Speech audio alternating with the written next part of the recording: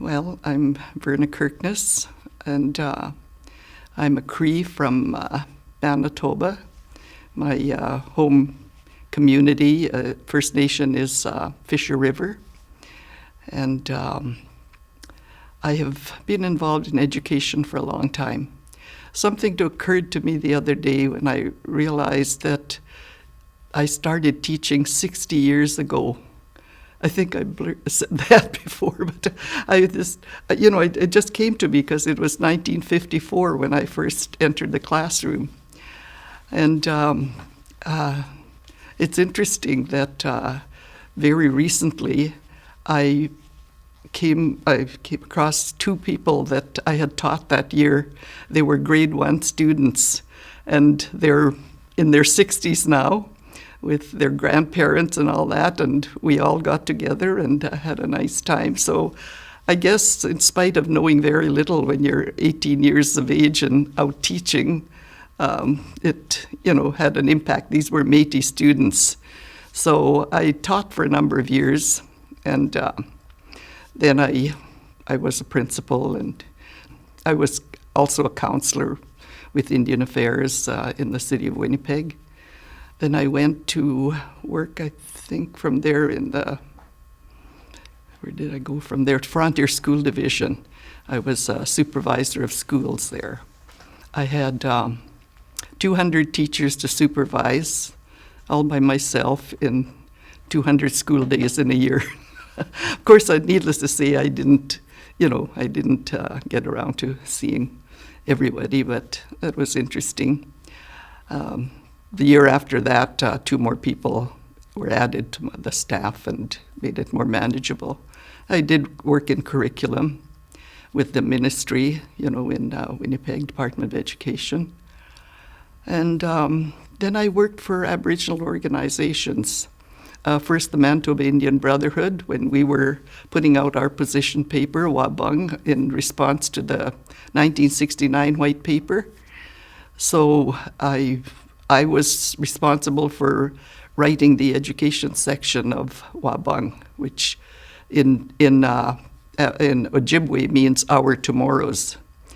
And from there, I then worked for the national office. It was called National Indian Brotherhood, Assembly of First Nations now.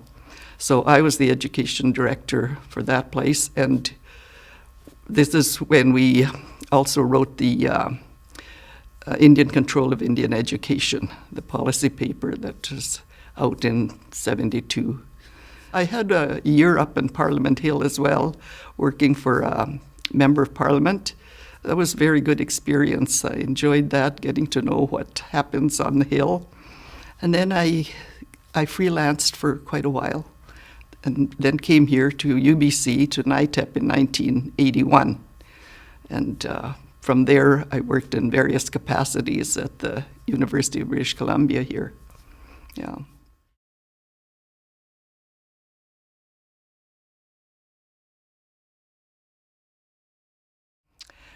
Well, I love that article that Ray and I wrote. Imagine loving your own article.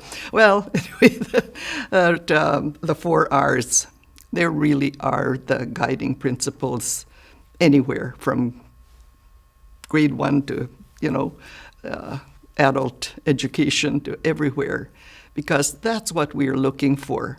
We're looking for relevance. As I say, you've got to relate to the student. I'll tell you one example about, I was telling them, if you're teaching about rivers and all that, and you're at Norway House, well, talk about the Jack River and talk about these rivers. And so I went to another community, and they had been doing, I guess, looking at the curriculum and this suggestion, and they were nowhere near Norway House, and they were teaching about the Jack River. You know what I mean? So it's very hard to really instill in people what you mean by relevance. You just go with what you have there and what the background of the child is, and everything in everyday life. It's not the past. It's right with you. But the other thing is that we've always talked about and worked on is respect. We have to have respect. We did this project too when I was with the Manitoba Indian Brotherhood, Assembly of Manitoba Chiefs now. I don't know if you ever saw the book called The Shocking Truth About Indians in Textbooks. Well, we looked at the grade 4 to 6 textbooks. We ended up with a document this thick, just pulling out of there derogatory terms, all kinds of terms that could be, construed, or that were, not only construed, but that they were something that showed total, for one thing, incorrect, another thing, lack of respect, I mean, I can give you a very exaggerated example. They talk about making pemmican, and they take the scrapings of, I don't know, it said dog fur or something like that. And I mean, they said, and use tallow fat. And I mean, it's nowhere like the way pemmican really is made. Where they got that silly idea, you have to wonder, So it was, but we showed that was wrong. If children are exposed to this, just like that history book I was talking about, Canada then and now. There's all kinds of books like that, and especially in history, social studies. Another one was grade 4 social studies book. It showed, it was called Manitoba, Its Peoples and Places. I think they gave 3 pages to Aboriginal people of Manitoba. And those 3 pages were filled with pictures like, there's 2 little kids, and it says, do you think their father works? Does she look less clever than you? Those were the kinds of questions. You see, I mean, that is total lack of respect. And when we complained about it, they said, oh, it's the inquiry approach. Well, you don't expect 10-year-olds to grasp that concept, And you know what the solution was from the Department of Education? Cut the pages out. So obliteration is just as bad as any other form of racism or lack of respect, to use the other word. Yeah. So there's all kinds of ways, even just attitudes of teachers. Respect, you go to the community, go to things in the community. Don't take off every single weekend, stay around and do some things. Be part of it. Otherwise, again, you're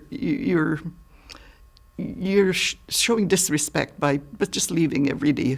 Comes 3:30 or whatever, you're off in your car to Winnipeg or wherever you go. So there are ever so many ways in which people have to, that are teaching, that are working with the schools, have to be mindful. Okay, is this respectful to the community? Is this respectful to the people? Customs. What are the customs of the people? Follow the customs of the people. If this is the way they do it, don't try to impose your own values on the people. So those kinds of things happen, yeah. The other one, of course, is reciprocity. And reciprocity is where everyone is a teacher and everyone is a learner. It doesn't matter if you're the professor and I'm the student. You can learn from me and I can learn from you. And I saw that right here on this university campus, Some people in some disciplines, anthropology, I'll name one because they know I talked about it. And sometimes people would say that isn't correct. An Aboriginal person might say no.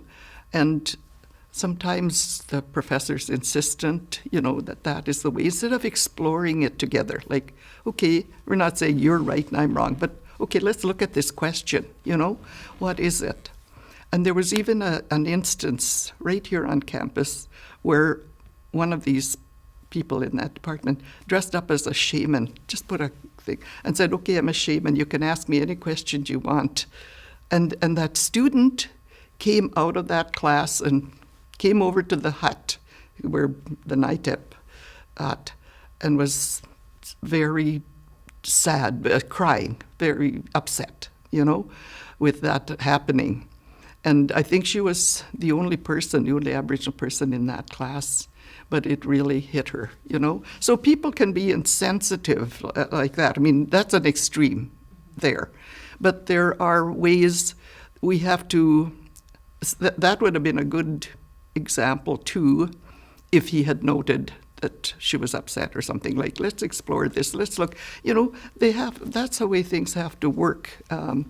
Reciprocity, even with the community, you know, back and forth. When we were doing the First Nations House of Learning, you know, it preceded the Longhouse, it's a concept. And we wanted to know what the priorities were. What should we, because the House of Learning was to get this whole campus to consider access and support for Aboriginal students, not just education and law. Let's get into forestry, let's get into health, let's get into, you know, all of these. So what we did was engage the communities. Ethel Gardner was my assistant that time, and she did a lot of these workshops in the community, came up with a report on what they thought were the priorities. Well, to me, that's reciprocity, you know? I mean, you're going in to find out something, they tell you something, and it's back and forth. So that's the way it should work, and we have this ideal opportunity with elders to have reciprocity, so that, because I think ignorance, you know, is what we're up against. And I think the more people get to know each other better, and it comes from our side too, from the Aboriginal side, we need to understand why other people think the way they do. I think we don't pay enough attention to that as well, because like us, they're themselves, they're their lives, that's how they were raised, and those were their values. So when they come to work among us, they're going to bring those. And somehow we have to understand that, but those people that bring also have to understand, okay, you know, it's I can't describe it any better than that, but it's back and forth. It's reciprocity. There's so much room for that. And that would balance things out better, you know. Well, the fourth R is responsibility. I think that has been lacking among Aboriginal people for so long with the colonization, with the government, Indian affairs. You know, always were wards of the government and being treated as such. It used to be so bad at one time that people couldn't even sell cattle without the permission of the Indian agent. You know, my dad was a school bus driver for kindergarten, and he wanted to buy a Volkswagen van, and he had to go to the Indian agent to ask him if he could do that, you know? I mean, things like that. One time, my mother said to me,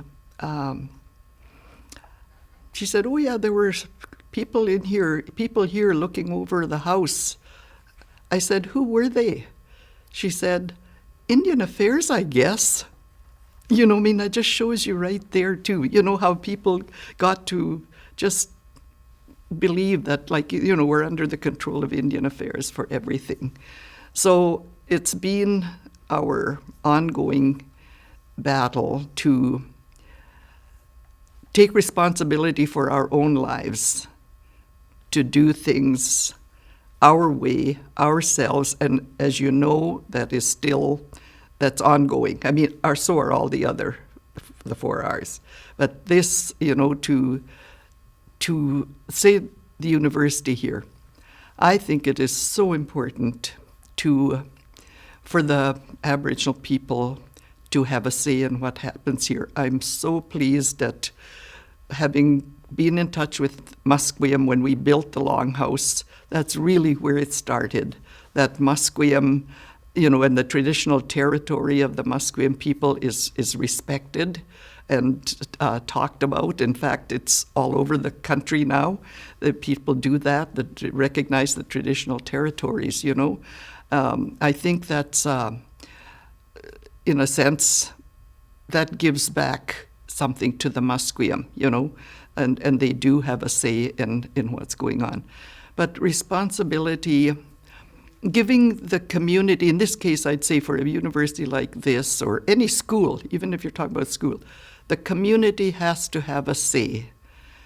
As you know yourselves, that residential school days, the children were just taken away.